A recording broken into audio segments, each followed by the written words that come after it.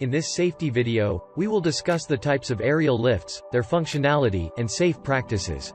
There are 3 types of aerial lifts: scissor lifts, boom lifts and telehandlers, each of which serves a distinct purpose and is suited for a different working environments. Proper operation and use of aerial lifts can make the tasks at elevation safer and more efficient.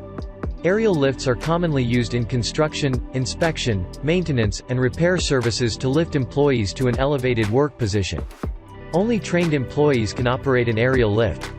Training must include explanations of electrical, fall, and falling object hazards and unsafe conditions, including maximum load and load capacity. Employees must demonstrate their ability to operate an aerial lift prior to operation. A pre-start inspection of lift controls must be conducted to determine the safe working conditions each day prior to use. Defective aerial lifts must be removed from service until repairs are made. The work zone must be inspected for any possible hazard.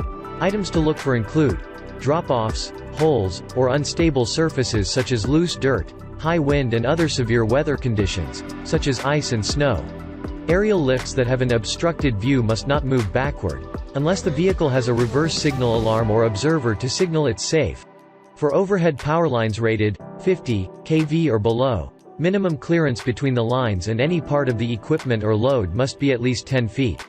A personal fall arrest or travel restraint system must be worn and attached to the boom or basket when working from an aerial lift.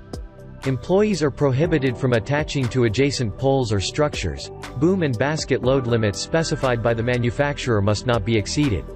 This concludes another CMS safety video. Thanks for watching and please like and subscribe for updates.